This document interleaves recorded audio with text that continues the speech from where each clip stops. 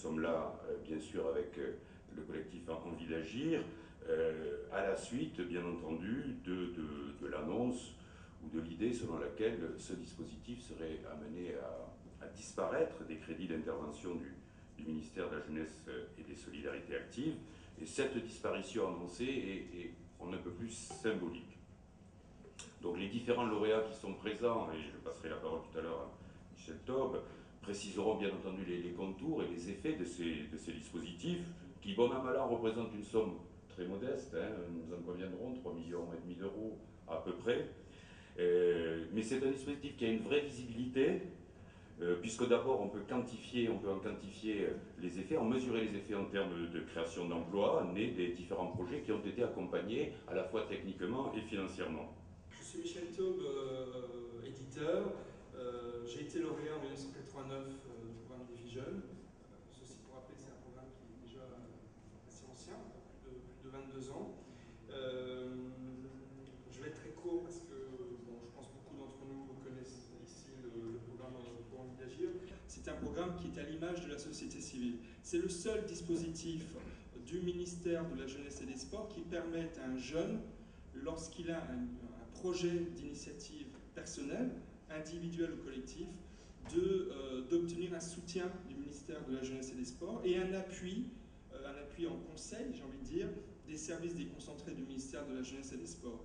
Et depuis 22 ans, ce sont plus de 80 000 jeunes qui ont été soutenus par le programme Envie d'agir. Ce sont des milliers de projets qui ont pu naître, que ce soit des créations d'entreprises, des créations de spectacles, des créations d'initiatives dans l'économie sociale et solidaire, des créations d'associations. Et c'est là qu'Envie d'agir est vraiment très riche comme l'est la jeunesse, de ces initiatives et de ces diversités. C'est un programme qui a une légitimité, qui déplace véritablement toute prise de position d'un ministre ou d'un autre. Et c'est au titre de cette légitimité, de cette histoire et de cette richesse que nous demandons, les milliers de participants des groupes Facebook et réunis dans le collectif, nous demandons au ministre Daubresse, comme il a commencé à le dire ces derniers jours, et c'est tant mieux, de rétablir le dispositif. Alors ce matin, nous avons été reçus en petite délégation par le ministre Daubresse, qui nous a dit que vendredi 5 novembre à l'Assemblée nationale, il confirmerait sa décision de maintenir le programme Envie d'agir. Donc aux différents lauréats ici présents, moi je pense notamment, il y a un lauréat ici, Arthur Desmerval, qui hier a eu un prix du projet jeune, qui est une des deux composantes du programme Envie d'agir. Ce qui veut dire que le programme existe quand même encore toujours au niveau des concentrés. Donc le ministre nous a dit qu'il maintiendra le programme. Ceci dit, nous ne pouvons nous contenter de la parole, même si nous félicitons de cette annonce. Et très précisément ce que nous demandons au ministre, puisqu'il est favorable au maintien du programme Envie d'agir, qu'il dépose lui-même un amendement parlementaire par lequel lui-même va rétablir la ligne de crédit Envie d'agir, doté d'un budget de 3 600 000 euros, si je ne me trompe pas, tel qu'il existait dans les précédentes lois de finances des années précédentes. Dans la dynamique qui a été créée par ce collectif et des initiatives qui ont été prises ici et là, nous sommes nombreux parmi d'anciens lauréats à être bien déterminés à accompagner ce dispositif peut-être davantage qu'il ne l'était jusqu'à présent. Envie d'agir a besoin d'exister davantage en termes de communication, en termes de recherche de partenariat. Et finalement, il y a toujours un bien pour un mal, mais dans cette provisoire suspension du programme, ce qui doit peut-être ressortir, c'est que les anciens Envie d'agir doivent rester très dynamiques et mobilisés pour permettre à ce dispositif de grandir et de se développer, parce que dans la société civile, il y a de nombreux acteurs qui seraient prêts à le soutenir et à le développer. La première chose que je voudrais dire, que c'est une première victoire.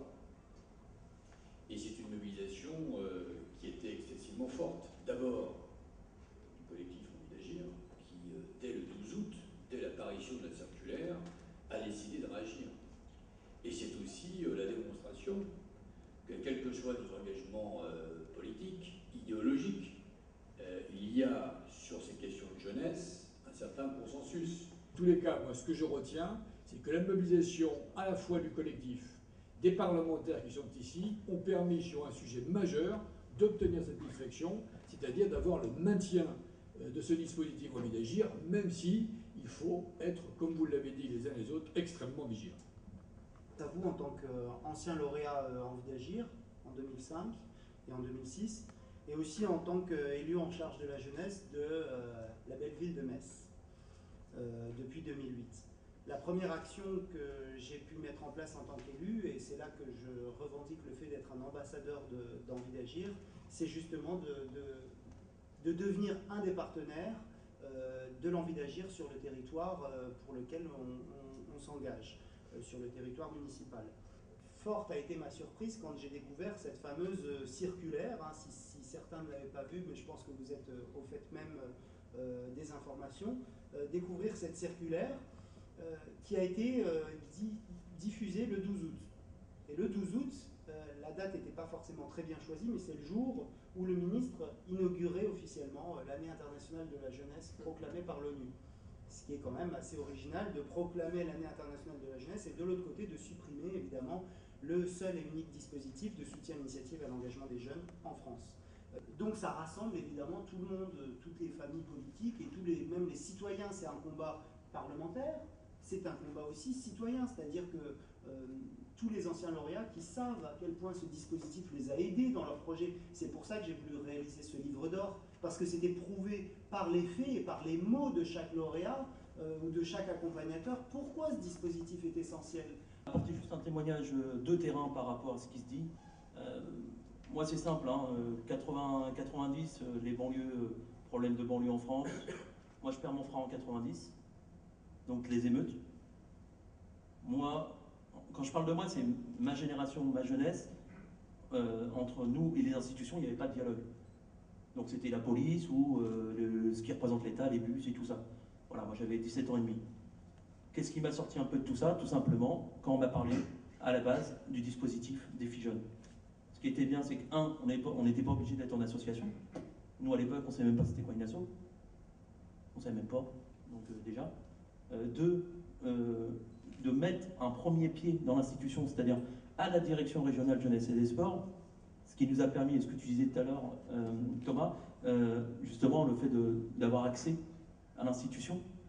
L'information ne venait pas dans nos quartiers jusqu'à là, et moi ça m'a permis de rentrer à la jeunesse et des sports.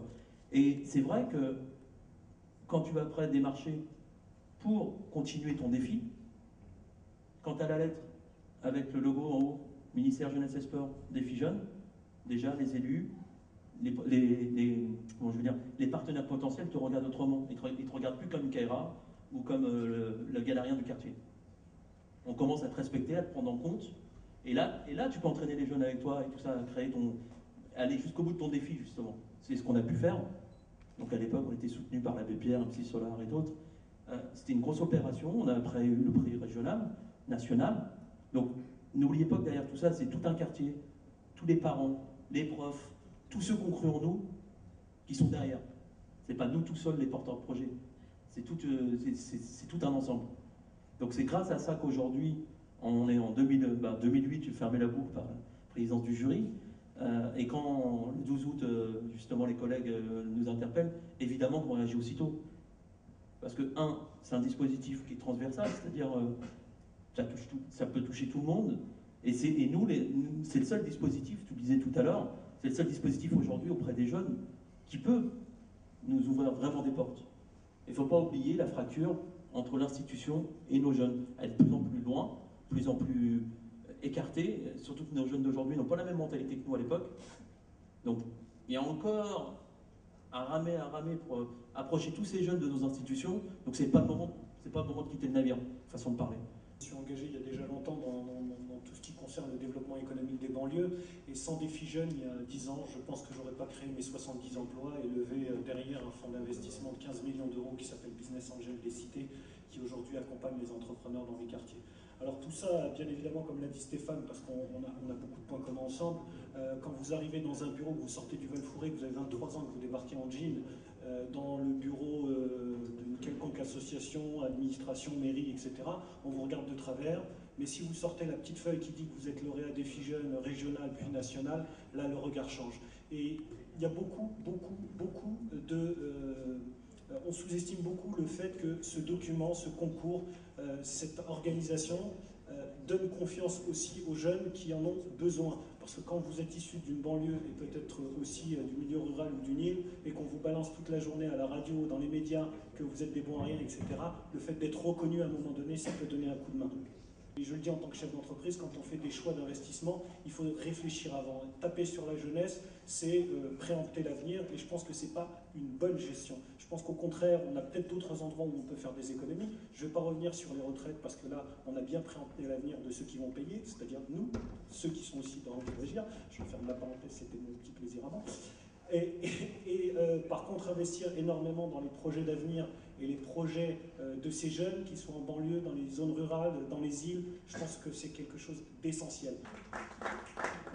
Merci à tous d'être venus. Donc on va maintenir la pression, renouveler notre demande donc, au ministre qu'il propose un amendement gouvernemental de rétablissement de la ligne de crédit Envie d'agir.